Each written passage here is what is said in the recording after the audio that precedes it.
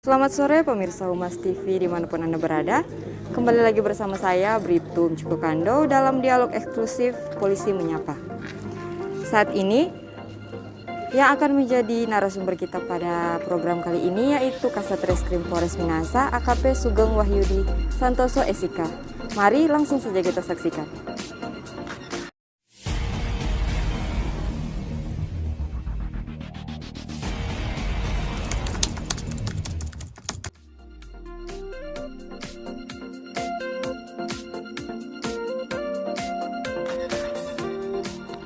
Selamat sore pemirsa Humas TV Polres Minahasa dimanapun Anda berada. Kembali lagi bersama saya Cynthia Boyo dalam program acara Dialog Eksklusif Polisi Menyapa. Dan pada saat ini saya sudah ditemani dengan Kasat Reskrim Polres Minahasa AKP Sugeng WS SIK. Selamat sore Pak Kasat Reskrim. Selamat sore. Apa kabar Pak Kasat? Baik, alhamdulillah. Iya, baik, dan pada sore hari ini Pak Kasat, kami akan membahas topik terkait penyidikan di masa pandemi serta penerapan protokol COVID-19 di tengah-tengah masyarakat dan bagaimana penjagaan Kamtibmas di tahapan pilkada seperti saat ini ya Pak. Ya. Nah, kita langsung saja masuk dalam pertanyaan pertama. Dan Pak, seperti yang kita ketahui bersama bahwa Satuan Reserse Kriminal Polres Minahasa sebagai penerima reward dari Kapolres Minahasa berdasarkan penilaian khusus. Nah, pertanyaannya Pak, perkara apa sajakah yang telah diselesaikan oleh Satuan Reserse Kriminal sebagaimana penilaian dalam reward tersebut? Bisa dijelaskan Pak Kasat? Ya. Saya izin dulu buka maskernya. Dapat saya jelaskan, beberapa waktu yang kemarin kita menerima reward dari pimpinan kita, Bapak Kapolres saat itu. Ada 3 jenis reward yang kita terima. Iya. Yang pertama adalah kasus pengungkapan pencurian emas yang di Langowan, bahwa kita sudah mengungkapkan secara tuntas, pelakunya sudah dapat, maupun barang buktinya sudah kita kembalikan kepada pemiliknya. Yang kedua adalah kasus pengungkapan pembunuhan. Ada lebih dari 10 kali pembunuhan yang dapat kita ungkap selama 1 tahun ke belakang. Dan semuanya pelakunya sudah kita tangkap dan kita ungkap waktu itu. Kemudian yang ketiga adalah kasus yang cukup heboh saat itu karena terkait dengan suku kita, ujaran kebencian terhadap salah satu suku di Minahasa, di mana pelakunya saat itu kita amankan berada di wilayah Jawa Barat. Ketika hal tersebut yang pimpinan patut untuk diberikan reward dan penghargaan terhadap kinerja kita selaku Kasat Reskrim maupun anggota-anggota di Satreskrim Polres Minahasa. Dan itu dinilai berhasil oleh Bapak Kapolres Minahasa, sehingga Satuan Reserse dan Kriminal bisa mendapatkan penghargaan tersebut ya Pak? Betul, saat itu memang langsung diupacarakan, kita diberikan penghargaan oleh pimpinan, ada bentuk piagam kepada anggota-anggota yang saat itu berperan penting dalam 3 pengungkapan kasus tersebut. Baik Pak Kasat, dan dalam pelaksanaan penyidikan di era COVID-19 ini Pak, tata cara seperti apa yang dilakukan pihak Satuan Reserse dan Kriminal kepada mungkin para terduga ini Pak, untuk memutus mata rantai penyebaran COVID-19? Seperti apa kira-kira cara penyidikan ini Pak? Iya, kita dari Satreskrim Polres Minahasa tentunya sangat menekankan terkait dengan protokol COVID-19. Terutama dalam hal penyidikan. Di Satreskrim sendiri, hampir setiap hari kita selalu menghimbau kepada masyarakat untuk melaksanakan kepatuhan terhadap protokol COVID-19, yaitu tentang 3M, memakai masker, mencuci tangan, maupun menjaga jarak. Dan itu pun kita terapkan saat kita melakukan proses penyelidikan atau penyidikan. Contohnya seperti ini, ketika masyarakat atau warga negara yang kita undang ke kantor untuk dilakukan pemeriksaan, itu kita sarankan warga negara tersebut untuk mencuci tangan, kemudian menggunakan masker. Yang selanjutnya ketika akan berhadapan dengan penyidik untuk dilakukan pemeriksaan, yang bersangkutan harus menjaga jarak, kemudian memakai masker. Dan kita siapkan hand sanitizer untuk mencuci tangannya agar tetap bersih dan terhindar dari virus. Yang kedua adalah di penyidik. Penyidik setiap pemeriksaan juga sama, kita perintahkan untuk selalu memakai masker, kemudian dipakaikan juga face shield yang sudah kita siapkan. Termasuk kita siapkan sekarang setiap penyidik ada layer atau pembatas. Jadi tentang protokol COVID-19 baik di penyidikan yang kita terapkan di Satreskrim Polres Minahasa tetap kita terapkan. Dan kita harapkan dengan pelaksanaan seperti itu COVID dapat kita tekan ataupun tidak sampai terjadi di Satreskrim Polres Minahasa. Iya, baik Pak Kasat. Dan selama kurun waktu 1 tahun ini ya Pak, sejak tahun 2020 ini, sudah berapa banyak jumlah perkara yang ditangani pihak Satreskrim sendiri Pak? Di tahun 2020 ini mulai dari Januari sampai terakhir kemarin di pertengahan November, kita sudah menerima sekitar 600-an laporan polisi. Mayoritas laporan polisi tersebut terkait dengan penganiayaan, kemudian pengancaman, dan penghinaan melalui media sosial, dan juga yang sekarang sedang menonjol adalah kasus terkait dengan perempuan dan anak. Misalnya kasus cabul ataupun kekerasan dalam rumah tangga.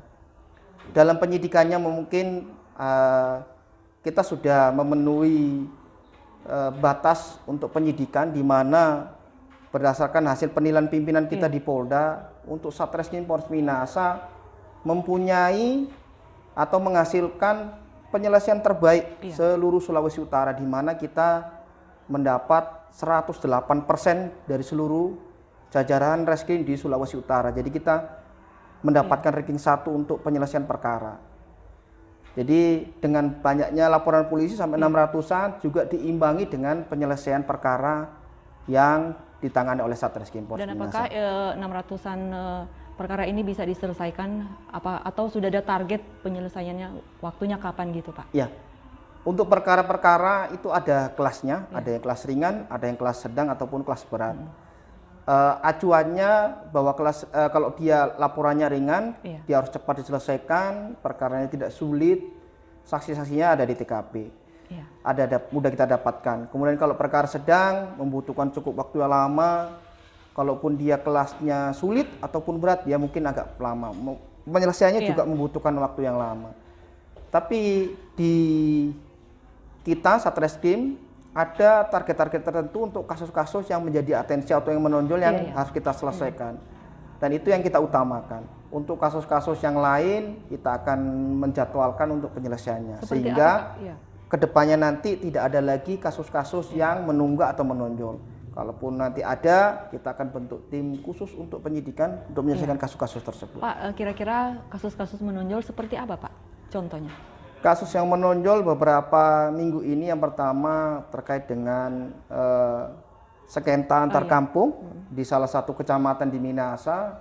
Kemudian ada kasus penghinaan terhadap salah satu pimpinan kita, dan itu sudah diproses, sudah ditangani. Minggu ini mungkin kita sudah lakukan tahap 1. Artinya kita sudah mengirim berkas tersebut ke jaksa dengan harapan nanti ke depannya bisa segera diproses di pengadilan. Iya, baik Pak Kasat, terima kasih. Dan kita masuk pada segmen kedua. Pemirsa, sesaat lagi saya dan Pak Kasat Reskrim Polres Minahasa akan kembali setelah pesan-pesan berikut ini. Tetaplah bersama kami. Kapolres Minahasa melalui Kasubag Humas Polres Minahasa AKP Ferdi Palengkahu saat konferensi pers menjelaskan bahwa tim Resmo Polres Minahasa yang dipimpin Ibda Roni Lentu bersama 3 anggotanya telah mendapatkan informasi yang jelas dari Kasat Reskrim Kepolisian Resort Cimahi melalui Kanit Resmob Daruli Marwan. Tim langsung bergerak ke salah satu penginapan yang ada di daerah tersebut dan berhasil menangkap DPO bersama istrinya di penginapan Istana Bunga pada pukul 1 dini hari, yang kemudian diamankan ke Polres Cimahi, di mana dalam pemeriksaan di Polres Cimahi dia mengakui perbuatannya.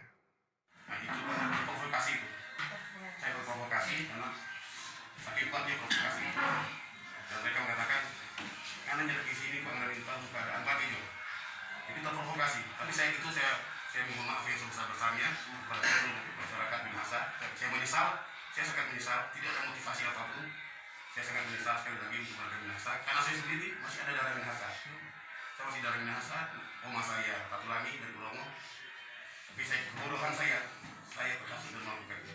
Selanjutnya DPO diterbangkan ke Manado pada hari Rabu 22 Juli dan langsung dibawa ke Polres Minahasa. Terima kasih saudara, Anda masih bersama kami. Dan pada saat ini kita masuk di segmen kedua. Langsung saja saya akan bertanya kepada Pak Kasat Reskrim Polres Minahasa. Ya Pak Kasat, dan saat ini kita dihadapkan pada situasi pemilu kada Gubernur dan Wakil Gubernur Sulawesi Utara, khususnya di Kabupaten Minahasa ya Pak. Dan Polres Minahasa telah menandatangani Fakta Integritas. Pertanyaan saya Pak, apa saja yang menjadi komitmen kepolisian dalam Fakta Integritas tersebut? Bisa jelaskan Pak? Ya, yang seperti kita ketahui di Sulawesi Utara ini ada pemilu kada yang sedang kita jalani. Khusus untuk Minahasa kita sedang melaksanakan pemilihan gubernur dan wakil gubernur. Perintah dari pimpinan, mulai yang pimpinan kita tertinggi, mulai Pak Kapolri, Pak Kapolda Sulawesi Utara maupun Pak Kapolres, agar diperintahkan setiap anggota kepolisian harus netral, tidak berpihak, tidak condong ke salah satu paslon. Netralitas adalah harga mati, dan itulah diwujudkan kemarin dalam Fakta Integritas.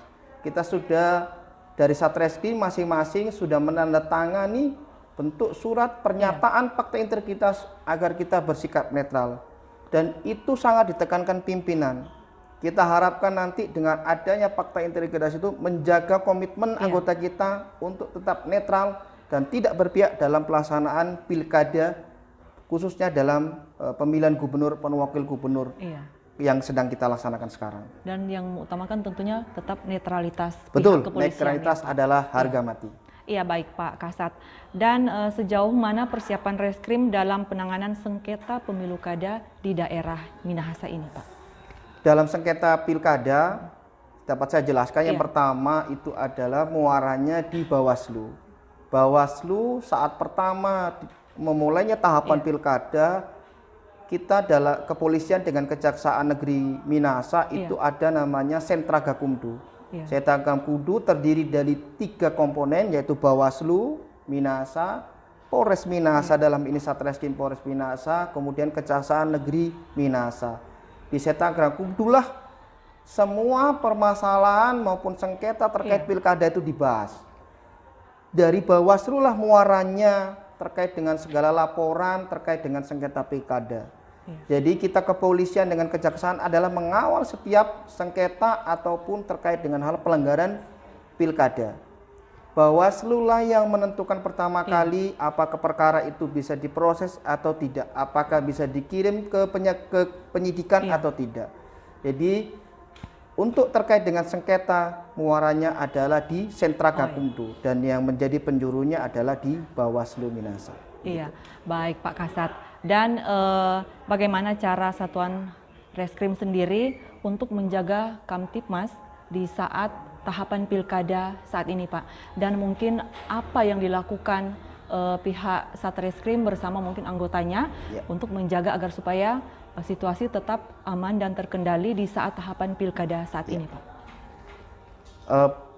Untuk menjaga Kamtipmas selama pelaksanaan pilkada ini ada beberapa kegiatan yang diunggulkan dari Satreskrim. Yang pertama adalah kita melaksanakan setiap hari himbauan kepada masyarakat, langsung datang ke masyarakat untuk menyampaikan terkait dengan pelaksanaan pilkada.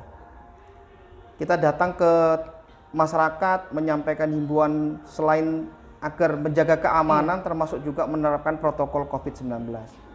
Yang kedua, kita memiliki satuan cyber troop. Itu gunanya adalah melakukan patroli cyber ke dunia maya terhadap berita-berita ataupun konten-konten ataupun postingan yang dianggap menurut kita sangat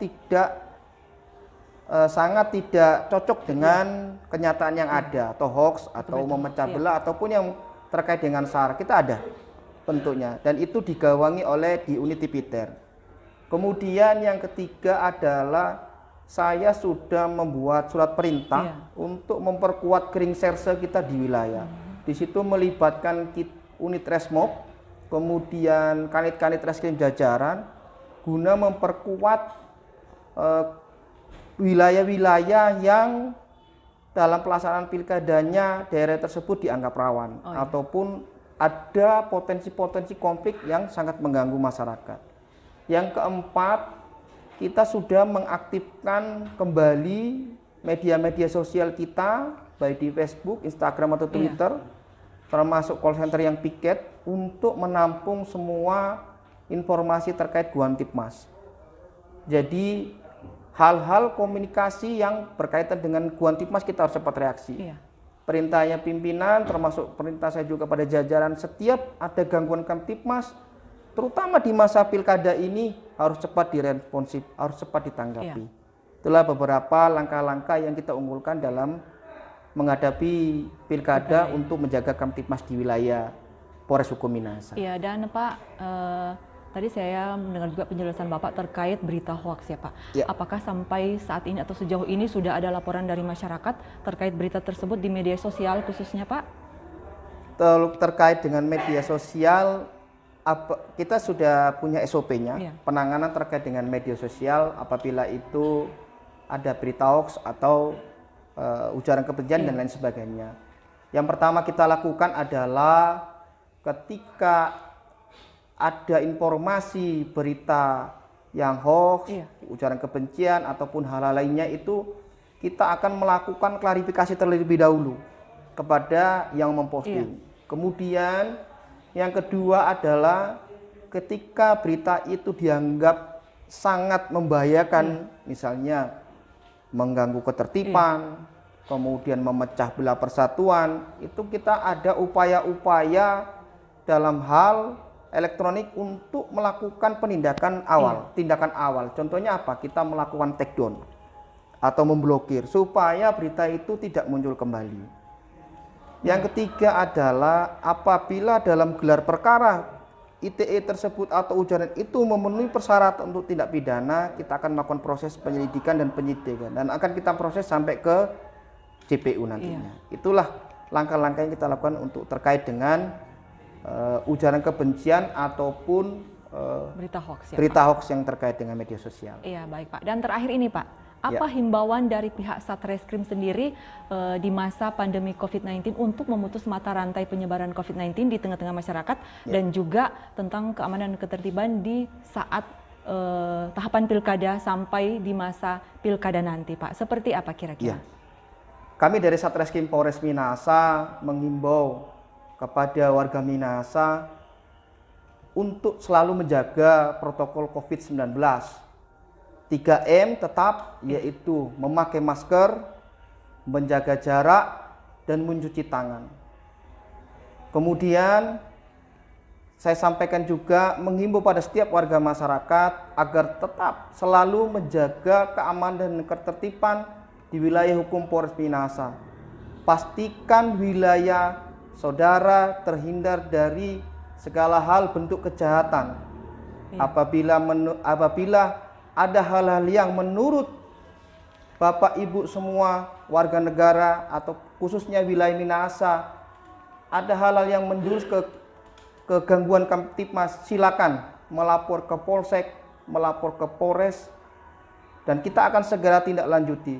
Kecepatan Bapak Ibu semuanya lah yang melapor ke kita akan membantu kita kepolisian untuk mencegah sedini mungkin terhadap tindak kejahatan yang akan mengganggu Guantipmas wilayah hukum Polres Minahasa. Iya, baik Pak Kasat. Dan pemirsa, Humas TV Polres Minahasa pula tak lupa selalu mengingat-ingatkan kepada masyarakat Kabupaten Minahasa agar selalu mentaati protap COVID-19 dengan menjaga jarak, memakai masker, dan selalu mencuci tangan dengan menggunakan sabun di air yang bersih. Dan juga kita menjaga keamanan dan ketertiban di masa tahapan pilkada sampai pada pelaksanaan pilkada 9 Desember nanti, agar supaya masyarakat Kabupaten Minahasa terhindar dari gangguan Kamtipmas.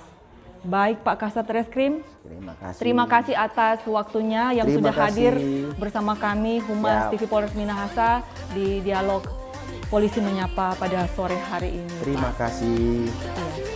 Pemirsa, demikianlah dialog kita pada sore hari ini. Saya Cynthia Boyo bersama kru Humas TV yang bertugas saat ini undur diri. Selamat sore dan sampai jumpa.